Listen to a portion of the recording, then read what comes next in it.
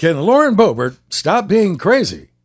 She was elected to Congress in 2020 as one of a handful of Republicans in Congress who was associated with out-there conspiracy theories.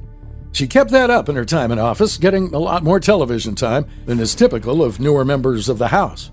Boebert was re-elected in November, albeit by a much narrower margin than expected, to the point where it looked for a time after Election Day that she might even lose. But Boebert has returned to Washington and played a prominent role in the fight over Representative Kevin McCarthy's push to become Speaker of the House. Boebert was part of the Never Kevin faction, stating on multiple TV interviews, including a memorably contentious one with Sean Hannity on Fox News, that McCarthy lacked the votes to become Speaker. And before enduring the dramatic final vote and the confrontation between lawmakers, Boebert was near the center of the action, seated next to Representative Matt Gaetz. A news story this week indicated that some back at home are losing patience with Boebert, even those who voted for her. The Associated Press wrote Sunday that Lauren Boebert's backers urge her to tone down the nasty rhetoric, as Boebert becomes part of a majority party in the House for the first time in her career. One woman who voted for Boebert in both 2020 and 2022 implored the Congresswoman to tone down the nasty rhetoric on occasion and just stick with the point at hand. This voter had supported Boebert in the past due in part to her, quote, unequivocal defense of cultural issues that animate the Republican Party's far-right flank.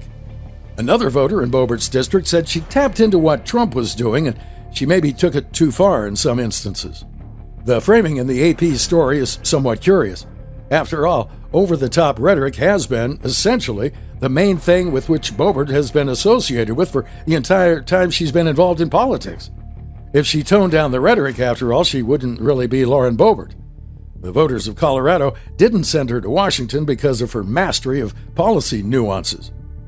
Boebert has of late been feuding with her fellow frequent conspiracy theorist from the 2020 class, Representative Marjorie Taylor Greene, telling the AP that I've been asked to explain MTG's beliefs on Jewish space lasers, on why she showed up to a white supremacist conference.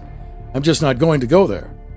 Boebert and Greene were on opposite sides of the McCarthy fight, with Greene declaring early on that she supported McCarthy's bid for the speakership. According to one report, Boebert appeared to have directed an obscenity at Greene during a tense moment during the speaker standoff.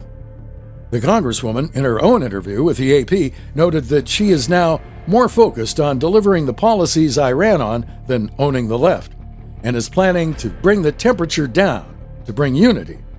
She went on to state that a lot of those on the left have said, look at your election. Are you going to tone it down, little girl? I'm still going to be me. The Denver Post, meanwhile, looked at what it meant for Boebert's political future that she was opposed to McCarthy's ultimately successful efforts to become House Speaker.